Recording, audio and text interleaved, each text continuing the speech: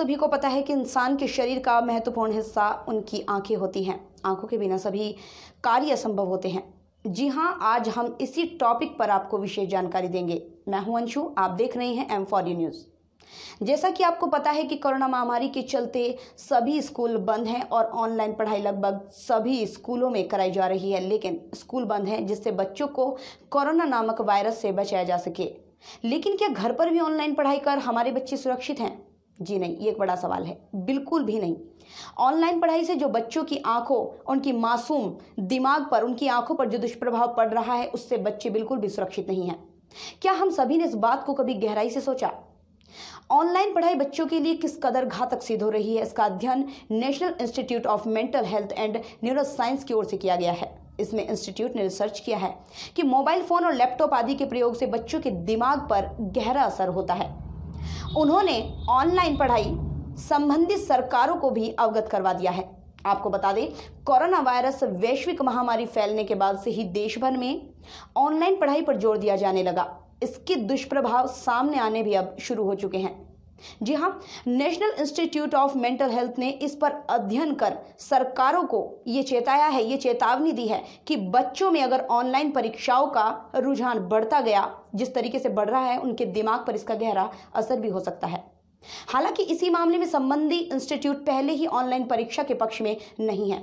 आपको साथ ही ये भी बता दें कि सभी जिलों में भी इन दिनों बच्चे अपने अभिभावकों का मोबाइल फोन लेकर ऑनलाइन पढ़ाई के बहाने कई घंटों तक मोबाइल फोन के साथ चिपके रहते हैं, जो आंखों के साथ साथ दिमाग पर भी कई प्रकार का स्ट्रेस दे रहा है। मोबाइल फोन पर ऑनलाइन शिक्षा अब स्कूली बच्चों की आंखों पर भारी पड़ने लगी है।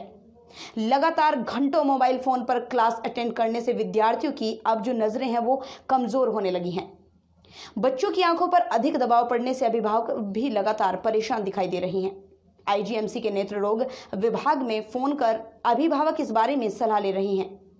वहीं इस बारे में नेत्र रोग विशेषज्ञों का कहना है कि रोजाना कई ऐसे कॉल्स उन्हें आ रही हैं। निजी स्कूल के छात्र व छात्राओं की कक्षाएं सुबह से दोपहर तक चलती हैं, लेकिन समस्या अब यह है कि इस दौरान उन्हें ब्रेक तक की फुर्सत नहीं मिलती।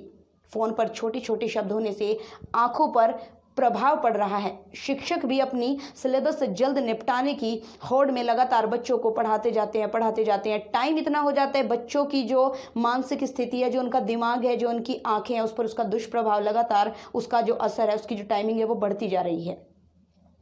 चिकित्सकों का कहना है कि ऑनलाइन शिक्षण को लेकर सही गाइडलाइन न होने से ये सब हो रहा है।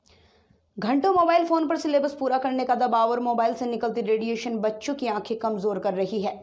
जहां पहले से ही बच्चों में मोबाइल फोन के दुष्परिणाम और खतरनाक नतीजों ने माँ बाप और अभिभावकों की परेशानी बढ़ा रखी थी, वहीं एकाएक खासकर उन्हीं को मोबाइल के जरिए शिक्षा परोस देना कोरोना महामारी से जूझ रही दुनिया के लिए एक दूसरे अभिशाप से कम नहीं। बच्चों को अव्वल बनाने की होड़ में पहले जहां अभिभावक चुप रहे, वहीं अब सरकारी महकमों पर भी सवाल उठने लगे। ब्यूरोक्रेट्स सब कुछ जानते हुए भी न केवल गूंगे बने रहे, बल्कि जनप्रतिनिधियों तक ने चुप्पी साध ली। हालांकि बच्चों की ऑनलाइन शिक्षा पर सवाल पहले दिन से ही उठ रहे हैं, लेकिन हैरानी की बात है कि तमाम राज्यों के बोर्ड ने भी बिना देरी किए न केवल ऑनलाइन शिक्षा शुरू करवाई, बल्कि खूब प्रचार प्रसार भी करवाया।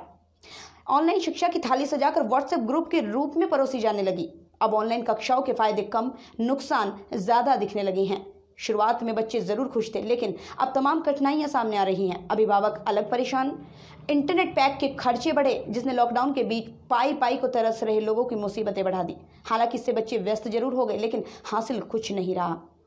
चिड़चिड़ापन, नींद न आना, एंग्जाइटी, घुटन तक की थोक में शिकायतें आनी शुरू हो गई। अब तो कई चाइल्ड साइकोलॉजिस्ट भी मानते हैं कि ये बिल्कुल ठीक नहीं और छोटे बच्चों को मोबाइल से दूर ही रखना चाहिए। यदि हमें अपने बच्चों को सुरक्षित रखना है तो घंटों चलने वाली ऑनलाइन पढ़ाई का विरोध करना होगा। और यही नहीं, हमारे जनप्रतिनिधियों को जनहित में आवाज उठानी होगी, क्योंकि बच्चे सुरक्षित होंगे तो ही देश का भविष्य बनेंगे। तो हम आपसे यही गुजारिश करते हैं, बच्चों के पेरेंट्स से यही गुजारिश करते हैं कि अपने बच्चों को मोबाइल से जितना दूर हो सके, जितना टाइम तक दूर रख सके उतना दूर रखिए, क्योंकि बच्चों की आंखें सुरक्षित रहेंगी तो बच्चों का भविष्य सुरक्षित रहेगा। नमस्कार।